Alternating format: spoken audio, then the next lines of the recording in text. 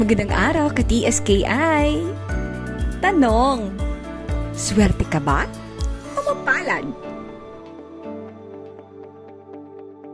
Kapag naririnig natin ang salitang swerte, sinasabi natin ang mabuting nangyari sa isang tao. Halimbawa, kapag tumama sa wedding, sa loto, o nabigyan ng malaking halaga o kayamanan. Swerte! Karaniwan na sa tao ang isalig ang salitang swerte sa mga material na bagay na may kinalaman sa kabuhayan o kayamanan. May totoong kwento na ang mga taong tumatama sa loto, sa halip na maghatid sa kanila ng kaligayahan sa buhay, ay ito pa ang nagdudulot sa kanila ng kapahamakan. Mayroon ding kwento na kung saan noong sila ay hindi pa nagkaroon ng kayamanan, payapa pa ang buhay. Ngunit ngayon, hindi na sila kimik dahil lagi na lang silang nag-aalala na may magnakaw ng kanilang kayamanan. May isang lalaking pinaslang dahil pinag-interesa ng iba ang napanalunang kayamanan.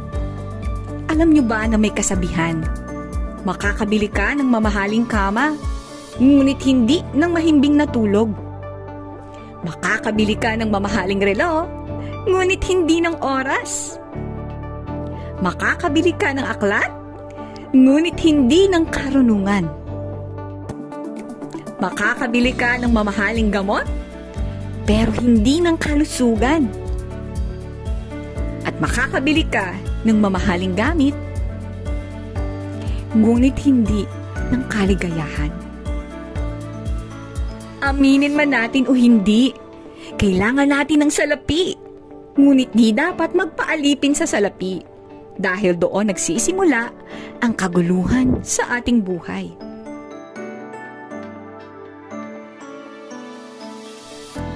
Ang pag-ibig sa salapi ay isang ugat ng lahat ng kasamaan. Naniniwala ba kayo na ang pag-ibig sa salapi ay totoo ngang ugat ng lahat ng kasamaan?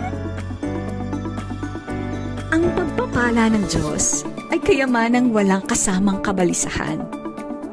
Alam niyo ba na gusto ng Diyos na maging maginhawa ang ating pamumuhay? Kaya kailangan nating mag-ingat sa mga bitag na nag-aalok ng madaling pagyaman. Sino na sa inyo dito ang nakaranas na ma-scam? Mapalad ang taong nagsisikap, ngunit ang taong tamad ay mapapahamak. Alam niyo ba na binibigyan tayo ng Diyos ng gantimpala? Lalo na ang mga taong palagi ang nagsisikap sa buhay. Aming paalala dito sa TSKI, bilangin natin ang lahat ng pagpapala sa halip na bilangin ang mga pagdurusa. Bilangin natin ang lahat ng ating tinanggap sa halip na bilangin ang sa atin ay wala.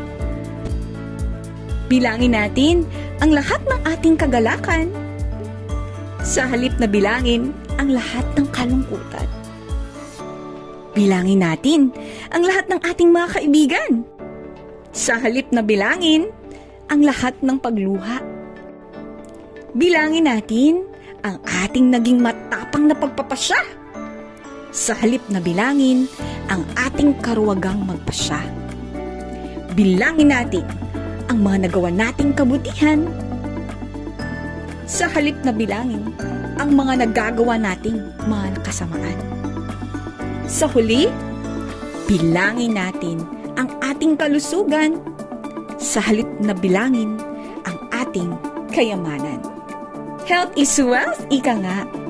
At higit sa lahat, bilangin natin ang nagawa sa atin ng Diyos sa halip na bilangin natin ang nagawa natin para sa ating mga sarili. Swerte ka ba o mapalad? Ano ang mga biyayang natanggap mo na pinasasalamatan mo ngayon, ka-TSKI? Paano mo naman ito maibabalik sa Panginoon?